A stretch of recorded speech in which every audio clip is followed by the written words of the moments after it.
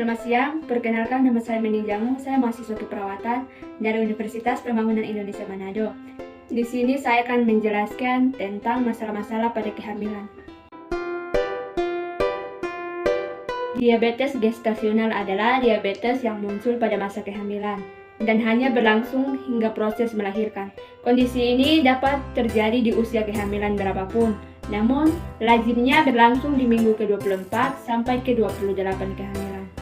Gejalanya, yang pertama sering merasa haus, frekuensi buang air kecil meningkat, mulut kering, tubuh mudah lelah, penglihatan buram. Penyebabnya belum diketahui secara pasti apa yang menyebabkan diabetes gestasional. Akan tetapi, kondisi ini diduga terkait dengan perubahan hormon dalam masa kehamilan. Komplikasi diabetes gestasional. Ibu hamil yang menderita diabetes gestasional tetap dapat melahirkan bayi yang sehat. Tetapi, bila kondisi ini tidak ditangani dengan tepat, beberapa komplikasi dapat terjadi pada bayi saat lahir, seperti kelebihan berat badan saat lahir yang disebabkan oleh tingginya kadar gula dalam darah. Yang kedua, lahir prematur yang mengakibatkan bayi kesulitan bernafas. Kondisi ini juga dapat terjadi pada bayi yang lahir tepat waktu. Yang ketiga, lahir dengan gula darah rendah akibat produksi insulin yang tinggi. Kondisi ini dapat mengakibatkan kejang pada bayi, namun dapat ditangani dengan memberinya asupan gula.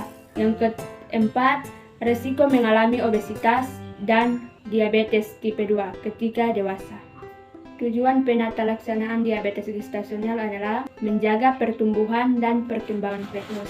Penata laksanaan diabetes dilakukan secara menyeluruh dengan kontrol rutin gula darah, perubahan gaya hidup, dan terapi obat-obatan. Dengan perubahan gaya hidup berupa aktivitas fisik dan kontrol diet, 70-85% wanita dengan diabetes gestasional dapat mencapai kontrol glukosa yang baik. Tetapi obat dimulai apabila pasien gagal mencapai target glukosa dalam 1-2 minggu pasca perubahan gaya hidup. Hipertensi dalam kehamilan adalah penyakit yang harus diwaspadai. Dengan penanganan yang baik, hipertensi tidak akan berkembang atau membahayakan dan dapat hilang setelah kelahiran. Namun jika dibiarkan, hipertensi saat hamil bisa membahayakan. Penyebabnya secara umum hipertensi pada ibu hamil disebabkan oleh kondisi hipertensi esensial. Kondisi tersebut timbul bukan disebabkan oleh adanya gangguan jantung atau ginjal, melainkan disebabkan oleh pola hidup yang jauh dari kata sehat. Gejalanya yang pertama ditemukannya kelebihan protein dalam urin atau tanda-tanda tambahan masalah ginjal. Yang kedua, sakit kepala yang parah. Yang ketiga, perubahan penglihatan menjadi kabur. Yang keempat, mual atau muntah. Yang kelima, urin dari buang air kecil menurun. Yang keenam, penurunan kadar trombosit dalam darah. Yang ketujuh, gangguan pada fungsi hati. Yang kedelapan, sesak nafas. Hal ini disebabkan oleh cairan di paru-paru. Tujuan utama penata laksanaan hipertensi dalam kehamilan adalah kondisi ibu yang aman dan persalinan bayi yang sehat. Ibu hamil disebut mengalami anemia apabila kadar hemoglobinnya rendah. Pemeriksaan darah umumnya dilakukan pada saat pemeriksaan kehamilan yang pertama. Kemudian dilakukan 1 kali lagi selama kehamilan. Gejalanya yang pertama tubuh terasa lemah, letih dan lesu terus-menerus. Yang kedua, pusing. Yang ketiga, sesak nafas. Yang keempat, detak jantung cepat atau tidak teratur. Yang kelima, sakit atau nyeri dada. Yang keenam, warna kulit, bibir dan kuku memucat. Yang ketujuh, tangan dan kaki dingin. Dan yang terakhir, sulit berkonsentrasi. Penyebabnya, anemia adalah kondisi yang terjadi ketika tubuh kekurangan sel darah merah, lebih rendah daripada batas normalnya. Kondisi ini juga bisa terjadi jika sel darah merah tidak mengandung cukup hemoglobin yang bertugas menyalurkan oksigen ke seluruh tubuh. Kondisi ini umumnya diakibatkan oleh masalah kekurangan gizi pada ibu hamil dan dipengaruhi perubahan hormon tubuh yang mengubah proses produksi sel-sel darah. Komplikasi yang mungkin terjadi jika ibu hamil mengalami anemia selama kehamilan, yaitu bayi yang mungkin tidak tumbuh dengan berat badan yang sehat, kelahiran yang lebih awal atau prematur, atau memiliki berat badan lahir yang rendah. Penata laksanaan anemia pada ibu hamil dapat berupa pencegahan dan pengobatan, antara lain yang pertama meningkatkan konsumsi zat besi dari makanan atau konsumsi vitamin C sehingga membantu penyerapan zat besi di dalam tubuh dan menghindari zat inhibitor penghambat penyerapan zat besi. Kedua, konsumsi suplemen zat besi pada ibu hamil sebagai pencegahan anemia. Hiperemesis gravidarum adalah mual dan muntah yang muncul secara berlebihan.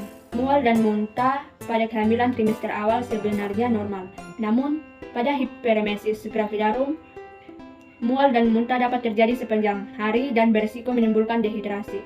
Penyebabnya belum diketahui secara pasti, namun kondisi ini seringkali dikaitkan dengan tingginya kadar hormon human chorionic gonadotropin dalam darah. Hormon ini dihasilkan oleh ari-ari atau plasenta sejak trimester pertama kehamilan dan kadarnya terus meningkat sepanjang masa kehamilan. Gejala utama hiperemesis gravidarum adalah mual dan muntah saat hamil yang bisa terjadi hingga lebih dari 3-4 kali sehari.